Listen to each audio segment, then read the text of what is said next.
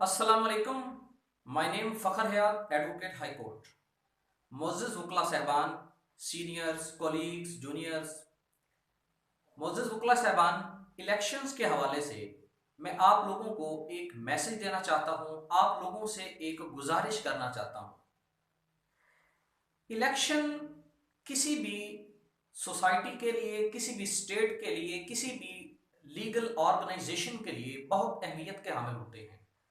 चूंकि हम अपने वोट से, हम अपने कीमती वोट से उन लोगों को चूज करते हैं जिन लोगों ने आने वाले वक्त में, फ्यूचर में हमारे प्रोफेशन के लिए, हमारी स्टेट के लिए, हमारे कंट्री के लिए, हमारी बेटरमेंट के लिए पॉलिसीज फार्मुलेट करना होती हैं। हम उन लोगों को सिलेक्ट करते हैं जो लोग पॉलिसीज बनाते हैं और फिर वो पॉलिसीज जो है एनफोर्समेंट होती हैं। तो ये बात बड़ी अहमियत की हामिल है कि हम अपनी वोट की इंपॉर्टेंस को जानें। हमें ये इल्म में होना चाहिए कि हम जस्ट एक वोट कास्ट करने नहीं जा रहे, हम अपना एक फ्यूचर डिजाइन करने जा रहे हैं। हम वो काम करने जा रहे हैं कि हमारे एक वोट से या तो गवर्नेंस में बहुत ज्यादा बेटरमेंट आ जाएगी, या फिर हमारे एक वोट से अगर हमने किसी कैंडिडेट की पर्सनैलिटी जजमेंट नहीं की तो हमारा एक कीमती वोट जाया हो जाएगा। और जो हम उम्मीदें लगा के बैठे होते हैं डिफरेंट कैंडिडेट्स पर कि ये कैंडिडेट को हम वोट देंगे तो वो फील्ड में आएगा, वो हमारे लिए कुछ काम करेगा, हमारे यंग लॉयर्स के लिए कुछ काम करेगा, तो वो फिर हमारी उम्मीदें जाया भी हो सकती हैं। तो इसलिए आप लोगों का कॉन्स्टिट्यूशनल राइट है, आप लोगों का फंडामेंटल राइट है अपना वोट कास्ट करना, लेकिन इसमें बहुत एहतियात की जरूरत है। आप लोग अक्सर बात करते हैं कि Pakistan is a developing country, Pakistan एक तरक्की पजीर मुल्क है, पाकिस्तान उस तरह से तरक्की नहीं कर सकता चाइना। आप लोग अक्सर जब बार्स में बैठे होते हैं, जब आप पब्लिक प्लेसेस पर बैठे होते हैं, फिर आप लोग ही ओपिनियन दे रहे होते हैं कि चाइना ने पाकिस्तान के बाद आजादी हासिल की और चाइना सुपर पावर बन गया। बांग्लादेश की आप एग्जांपल देते हैं कि ये वो कंट्रीज हैं, इस तरह से आप बहुत सारे कंट्रीज की एग्जांपल देते हैं कि उन्होंने हमारे बाद इंडिपेंडेंट हासिल की, लेकिन वो लोग तरक्की कर गए और हम वहीं के वहीं हैं। इसकी मेन रीजन है पुअर गवर्नेंस। पुअर गवर्नेंस को अंडरस्टैंड करने की कोशिश करें।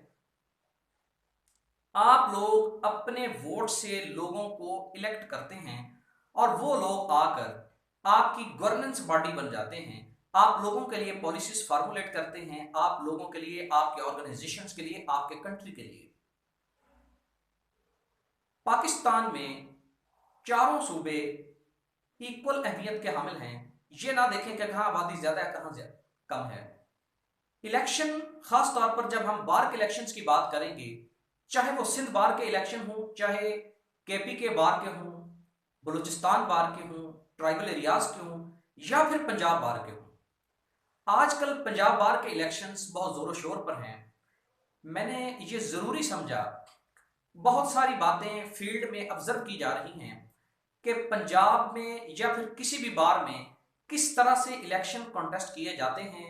इलेक्शंस, जो कैंडिडेट इलेक्शंस के लिए अप्लाई करते हैं, इलेक्शंस के लिए एफर्ट्स करते हैं, कंपेन्स करते हैं, उन लोगों की क्या स्ट्रेटजीज हैं, उन लोगों के क्या स्टाइल हैं। तो काफी सारी बातें ऑब्जर्व करने में आई हैं, देखने में आई हैं, आप लोग भी जानते होंगे ऑलरेडी। मेरा बात करने का मकसद ये है कि आपका एक कीमती वोट या तो आपकी ऑर्गेनाइजेशन के लिए, आपके मुल्क के लिए फायदेमंद साबित होगा, या फिर आपका एक कीमती वोट जाया हो जाएगा और आपको आपके फ्यूचर में वो बेनिफिट्स नहीं मिल सकेंगे जिन बेनिफिट्स के लिए आप लोग एक्सपेक्ट करते हैं। आप ही लोग जब पब्लिक प्लेसेस पर बैठे होते हैं तो आप लोग डिस्कस कर रहे होते हैं कि legal profession is the profession of lords. आप लोग कहते हैं कि ये जो लीगल प्रोफेशन है ये तो लॉर्ड्स का प्रोफेशन था, लेकिन बदकिस्मती से पाकिस्तान में इस प्रोफेशन को उतनी रिस्पेक्ट नहीं मिल सकी, ये प्रोफेशन उतना इस्टेब्लिश नहीं हो सका, इस प्रोफेशन की उतनी वर्थ नहीं बन सकी। तो इसके पीछे कौन सी कारगुजारियां कार फरमा हैं, इन इन सब बातों के पीछे जब आप लोग कह रहे होते हैं कि एमबीबीएस जो है, जो डॉक्टर्स बनते हैं, उनकी ऑनर है, उनकी अर्निंग भी लॉयर से ज्यादा है, एटसेट्रा। जब आप इस किस्म की बातें करते हैं तो उसके लिए आपके माइंड में आना चाहिए कि अगर आज लीगल प्रोफेशन आप समझते हैं कि उतनी वर्थ नहीं है, अगर लीगल प्रोफेशन के कुछ इश्यूज हैं, अगर लीगल प्रोफेशन के इश्यूज को सीरियस नहीं लिया जा रहा, अगर लीगल प्रोफेशन के इश्यूज में उतनी डेवलपमेंट नहीं आ सकी जितनी आनी चाहिए थी, तो उसके लिए माजरत के साथ कहना चाहता हूं, आपकी गवर्नेंस बॉडीज, वो लोग जिन लोगों को आप पंजाब बार के मेंबर्स, जिन लोगों को आप पाकिस्तान बार के मेंबर्स इलेक्ट करते हैं, उन लोगों की गवर्नेंस पर, उन लोगों की परफॉर्मेंस पर डिपेंड करता है। तो बराए मेहरबानी गुजारिश मेरी आप लोगों से ये है कि हमारे यंग लॉयर्स के, हमारे लीगल प्रोफेशन के जितने भी इश्यूज हैं, ये कोई ऊपर से नहीं आने वाला सॉल्व करने के लिए, ये वही लोग सॉल्व करने वाले हैं जिन लोगों को आप इलेक्ट करके बार काउंसिल में लेके आएंगे।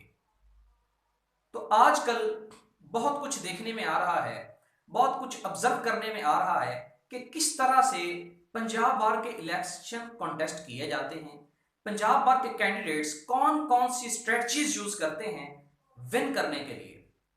बहुत सारी बातें आप लोगों के नॉलेज में भी होगी, मैं भी आपको कुछ बताता चलूं। मिसाल के तौर पर आजकल देखने में ये आ रहा है कि जो कैंडिडेट्स ज्यादा से ज्यादा इन्वेस्टमेंट कर रहा है वो विन करेगा।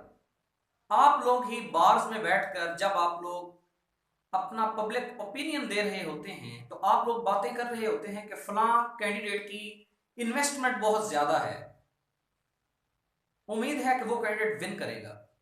अब investment is not a parameter to check personality, investment is not a parameter for fair elections. Investment किसी भी इलेक्शन के लिए कोई पैरामीटर नहीं होता कि जिस बंदे की इन्वेस्टमेंट ज्यादा होगी वही विन करेगा। ये एक गलत बात है, ये एक गलत एटीट्यूड है।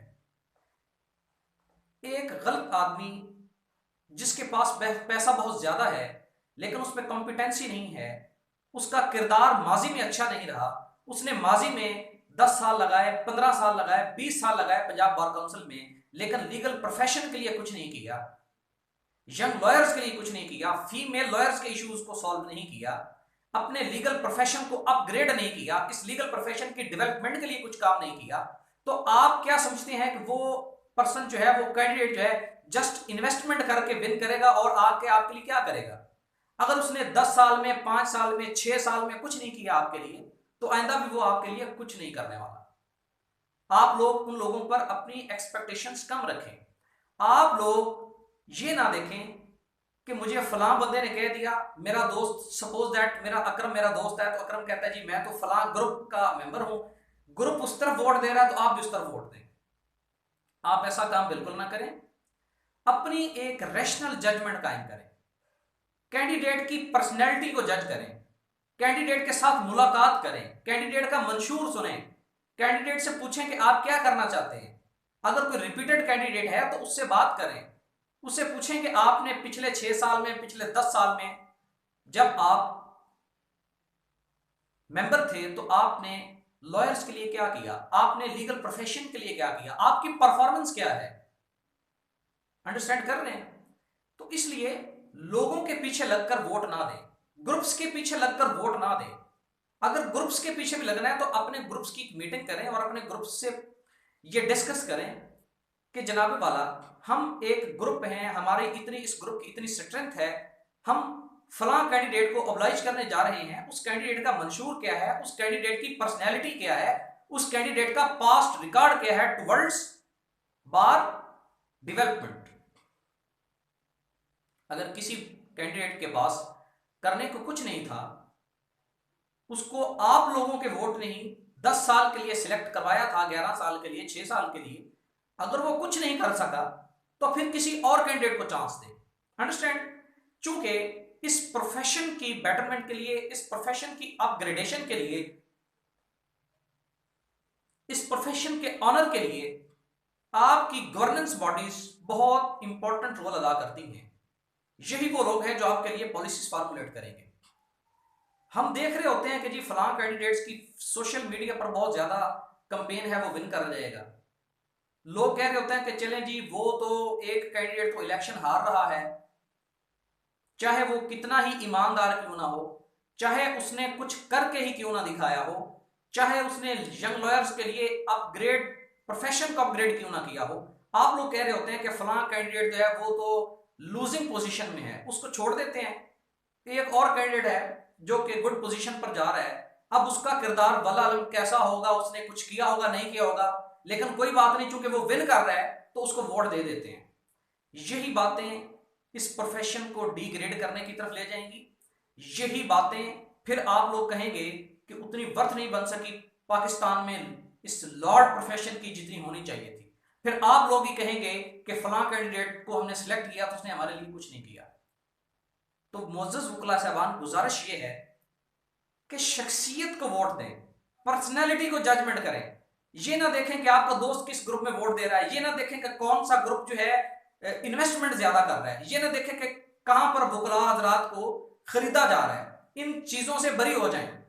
ये चीजें आपके फ्यूचर के लिए, आपकी आने वाली नस्लों के लिए, आपके आने वाले यंग लॉयर्स के लिए ये चीजें बहुत सारे मसाइल पैदा करेंगी, जैसा कि आजकल आप लोग अपने प्रोफेशन के मसाइल को फेस कर रहे हैं। तो बराए मेहरबानी रैशनल जजमेंट से उन लोगों को वोट दें जो लोग आपके लिए कुछ करने का जज्बा रखते हैं। कैंडिडेट से पर्सनली मिलें, उसका मंशूर डिस्कस करें और उससे पूछें कि जनाबे वाला आप हमारे लिए क्या करेंगे। अगर कोई रिपीटेड कैंडिडेट आता है तो उससे भी पूछें कि आप लोगों ने 10 साल में हमारे लिए क्या किया। अंडरस्टैंड? तो गुजारिश यही थी कि ये एक बहुत इंपॉर्टेंट मरहला है इलेक्शंस का, आप लोगों के लिए, आप लोगों के इस प्रोफेशन के लिए, इस प्रोफेशन में आने वाले, फ्यूचर में आने वाले लोगों के लिए। तो बराए मेहरबानी अपना कीमती वोट ज़ाया होने से बचाएं। ऐसे लोगों को वोट बिल्कुल ना दें जो अपने माजी में ब्लैक मिलर्स ग्रुप रह चुके हैं। जो लोगों जो आप वकला साहबान पर ही जो लोग झूठे मुकदमात करवाते हैं, जो लोग आप वकला साहबान को ही मजीद परेशानियों में डालते हैं, इस तरह के ब्लैक मिलर्स ग्रुप्स की, इस तरह के बैड रिप्यूटेड ग्रुप्स की पहचान करें और बाकी लोगों को भी बताएं कि फलां बंदे का माजी में यह करैक्टर रहा है, इसलिए फलां बंदे ने माजी में वकला साहबान को जलील किया है, वकला साहबान को जलील ख्वार किया है, वकला साहबान की बेटरमेंट के लिए कुछ नहीं किया, इस लीगल प्रोफेशन की बेटरमेंट के लिए कुछ नहीं किया, जस्ट इन्वेस्टमेंट करके इलेक्शंस में आया था और अपना जो है वो टाइम पीरियड इंजॉय करके वो चला गया। बराए मेहरबानी इन चीजों से दूर रहें। ये बातें, ये सूरत हाल, ये इन्वेस्टमेंट, ये ग्रुपिंग्स, ये किसी के पीछे लग के वोट दे देना, ये लोग, ये सूरत हाल, ये कैंडिडेट्स, इस तरह की जो आप गवर्निंग बॉडी सिलेक्ट करेंगे वो किसी तरह से भी आप लोगों के फ्यूचर के लिए फायदेमंद साबित नहीं होगी। अच्छे लोगों की पहचान करें, अच्छे कैंडिडेट्स के साथ सलाम दुआ रखें, अच्छे कैंडिडेट्स के साथ उनका मंशूर डिस्कस करें कि आप लोग हमारे लिए क्या करना चाहते हैं। जिन लोगों ने माजी में आप लोगों के लिए कुछ किया है उन लोगों को आप दोबारा भी चांस दे सकते हैं। अगर किसी सीनियर ने, किसी मेंबर बार ने आपके लिए कोई चैम्बर्स बनवाए हैं, किसी ने आपके लिए आपके प्रोफेशन को अपग्रेड किया है, किसी ने आपके लिए कुछ लीगल बेनिफिट्स करवाए हैं, तो उन लोगों को मजीद चांस दें। उन लोगों ने माजी में आपके लिए बहुत अच्छा किया है और वो मजीद भी अच्छा करने का जज्बा रखते हैं। लेकिन बराए मेहरबानी ब्लैक मिलर्स ग्रुप से, उन लोगों से जिन लोगों ने कुछ नहीं किया, उल्टा इस प्रोफेशन को बदनाम किया, इस प्रोफेशन के लिए, इस प्रोफेशन को डिग्रेड करने में उन्होंने अपना एक नेगेटिव रोल अदा किया, इस तरह के लोगों से बचें और अपने प्रोफेशन को बचाएं। और ये बातें आप ओपनली डिस्कस करें कि फलां कैंडिडेट तो इस अहमियत का हामिल है, उसकी तो फलां फलां वो तो बैड कैरेक्टर है, उसका तो फलां रोल है इस मुआशरे में, ताकि हम लोग आने वाले इलेक्शंस में जो हम अपनी गवर्निंग बॉडी बनाने जा रहे हैं हम तबाही से बच जाएं, हम लोग नुकसान से बच जाएं। हम वो शफाफ लोग सिलेक्ट करें जो हमारे लिए आके कुछ करेंगे, जो इस प्रोफेशन की ऑनर के लिए कुछ करेंगे, जो इस कंट्री के लिए, जो इस मुल्क के लिए कुछ करेंगे, ताकि हमारा प्रोफेशन, हम लोग और हमारा मुल्क तरक्की करेगा। तो आप लोगों की बेटरमेंट के लिए, आप लोगों के ब्राइट फ्यूचर के लिए, इस इलेक्शंस के लिए कुछ फर्दर सजेशंस और कुछ लोगों के फर्दर कैरेक्टर्स, कुछ लोगों की फर्दर परफॉर्मेंस भी इंशाल्लाह मैं अपनी नेक्स्ट एपिसोड में डिस्कस आपसे करूंगा और आप लोगों से फर्दर भी गुजारिश करूंगा कि बराए मेहरबानी इन इलेक्शंस को सीरियस लें, अपना एक रैशनल जजमेंट के साथ अच्छी शख्सियत को वोट दें ताकि हम सबको फायदा हो। अस्सलाम वालेकुम।